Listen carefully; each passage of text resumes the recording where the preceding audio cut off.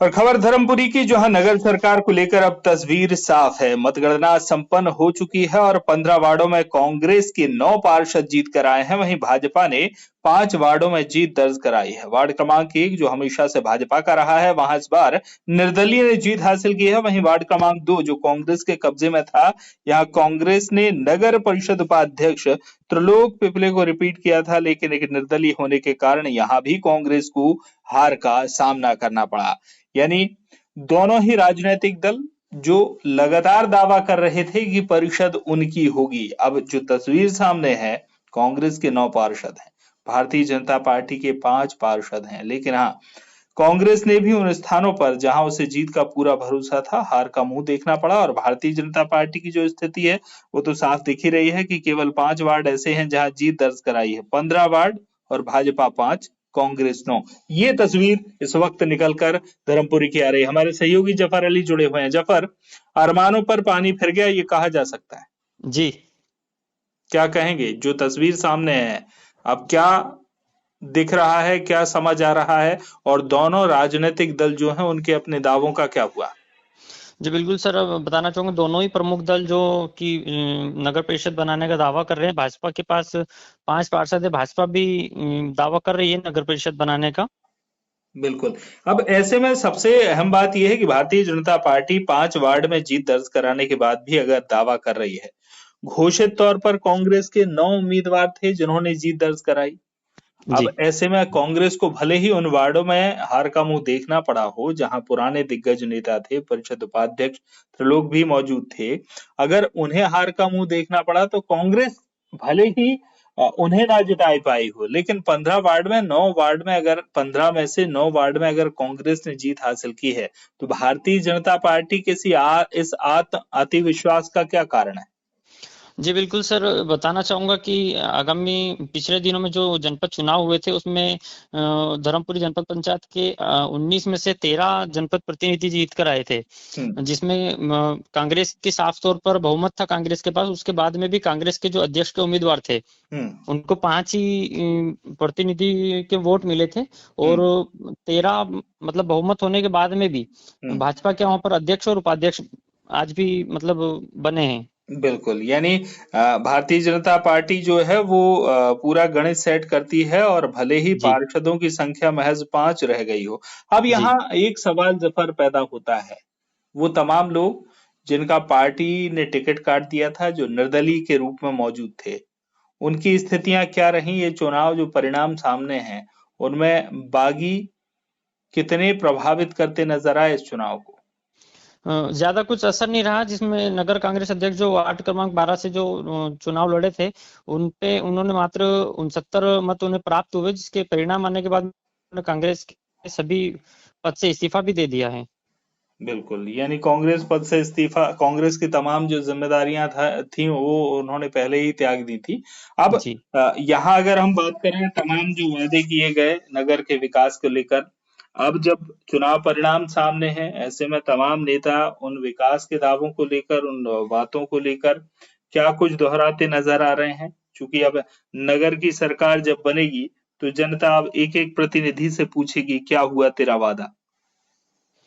जी बिल्कुल, दावे तो किए जा रहे हैं। अब देखना ये होगा कि सरकार किसकी बनती है और इन दावों का क्या होता है, विकास होता है या अभी तक जिस तरीके से जनता के साथ जो धोखा होता है उसी तरीके से अब भी धोखा होगा। बिल्कुल। वार्ड क्रमांक 8 में जो चुनाव नतीजा आया है, वो जी कहीं ना कहीं एक मील का पत्थर क्या साबित होगा क्षेत्र के लिए, उस वार्ड के लिए? जी बिल्कुल, वहां से जो कांग्रेस के जो उम्मीदवार थे निक्की जावलक जी, इन्होंने 448 वोट से जीत हासिल की है जी। और कांग्रेस की तरफ से प्रबल अध्यक्ष पद के दावेदार भी माने जा रहे हैं। बिल्कुल, कांग्रेस की तरफ से प्रबल दावेदार माने जा रहे हैं, और जीत भी उनकी उसी पैमाने की है। चूंकि बड़ी जीत, अगर हम वार्ड के हिसाब से देखें तो एक बड़े अंतराल के साथ उन्होंने जीत दर्ज कराई है। अब जी लेकिन सबसे अहम बात जो जफर, उसी पर हम लौट कर आते हैं कि अभी तो जनता की बारी थी, जनता ने अपना फैसला सुनाया। जिसे जीत दिलानी थी, जिसे जीत दिलाई, जिसे घर बिठाना था उसे घर बिठा दिया। लेकिन अब ऐसे में जो जोड़ तोड़ है वो आज से शुरू हो जाएगी, अब से शुरू हो चुकी होगी लगभग। और बल्कि मतदान के बाद से ही भारतीय जनता पार्टी हो या कांग्रेस हो, दोनों ही मोर्चा संभाल लेते हैं कि हमारे अपने जो हैं वो किसी तरह की बेवफाई ना कर दें। अब क्या उम्मीद लगती है, जो पहले का उदाहरण आपने दिया है कि जीत कर भी कांग्रेस जो है वो अध्यक्ष उपाध्यक्ष नहीं बना पाई थी, नंबर ज्यादा होने के बाद भी। नंबर यहाँ भी कांग्रेस के ज्यादा दिख रहे हैं, 15 में से 9।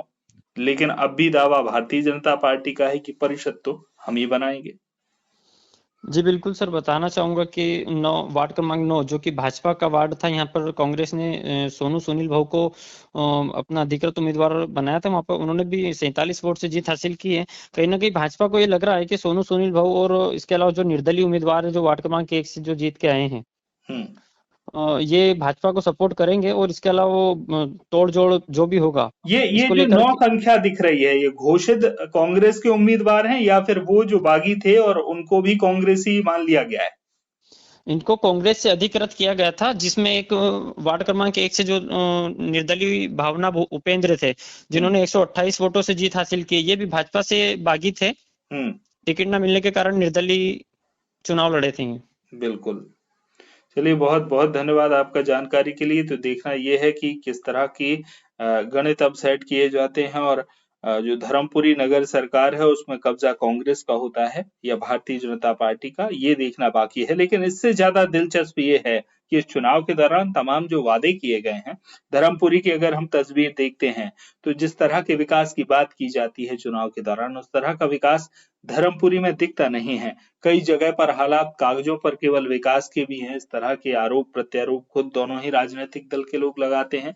तो अब जनता ने तो अपना फैसला सुना दिया है, अब चुनाव का परिणाम भी सामने आ गया है। देखना यह है कि जिसकी सरकार बनती है वो केवल सरकार बनाने तक ही फोकस करते हैं, और उसके बाद जो नगर का विकास, जिस ध्येय के साथ नगर की सरकार बनाई जाती है, उस ध्येय को भी मूर्त रूप दे पाते हैं। बहुत बहुत धन्यवाद जफर आपका बातचीत के लिए। कांग्रेस की यहाँ पर लगातार दूसरी बार जीत हुई, भाजपा से कहाँ चूक हुई? कहीं न कहीं मतदाताओं का मानस हम नहीं पढ़ पाए, किंतु फिर भी हमने 5 सीटें यहाँ पर नगर परिषद की जीती है और निश्चित रूप से हम भारतीय जनता पार्टी की नगर परिषद बनने जा रही है नगर में। वार्ड नंबर 1 और वार्ड नंबर 9 जो वर्षों से भारतीय जनता पार्टी के परंपरागत वार्ड रहे, वहाँ पर भारतीय जनता पार्टी हार गई। इसके बारे में संगठन में या चुनाव लड़ने में कहीं चूक हुई? निश्चित ही हार जीत मतदाताओं के ऊपर निर्धारित रहती है और कहीं ना कहीं भारतीय जनता पार्टी ने अगर कोई गलती की है या टिकट वितरण में कोई गलती हुई है तो हम उसको अगली बार सुधारने का प्रयास करेंगे। इस चुनाव में जो भाजपा केडर बेस्ड पार्टी है, पर उसमें लग रहा था कि भाजपा में गुटबाजी और कार्यकर्ताओं को एक सूत्र में नहीं बांधने का परिणाम इस बार भाजपा को भुगतना पड़ा। ऐसा नहीं है, कहीं ना कहीं थोड़ी बहुत टिकट वितरण को लेकर के कार्यकर्ता में थोड़ी बहुत नाराजगी जरूर हो सकती है, किंतु भारतीय जनता पार्टी का कार्यकर्ता कभी भी भारतीय जनता पार्टी के विरोध में काम नहीं करता है। आपका नाम? राकेश कुमार, भाजपा नगर अध्यक्ष धर्मपुरी। आपका क्या कहना है?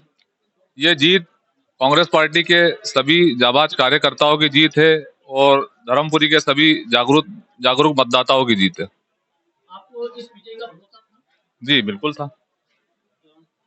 यहाँ पर आज कांग्रेस जो पिछले चुनाव के मुकाबले एक सीट कम आई जी और भाजपा को एक सीट बढ़ी जी जी यहाँ पर पहली बार एक निर्दलीय में चुनाव जीता है। जी जी तो आप चाहेंगे कि निर्दलीय भी आपके साथ जुड़े? जी बिल्कुल चाहेंगे जुड़े। नगर विकास की प्राथमिकता क्या रहेगी आपकी?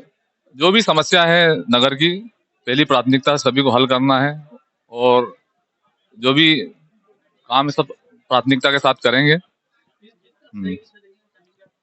इस जीत का श्रेय कांग्रेस पार्टी के सभी जाबाज कार्यकर्ताओं को और धर्मपुरी के जागरूक मतदाताओं को।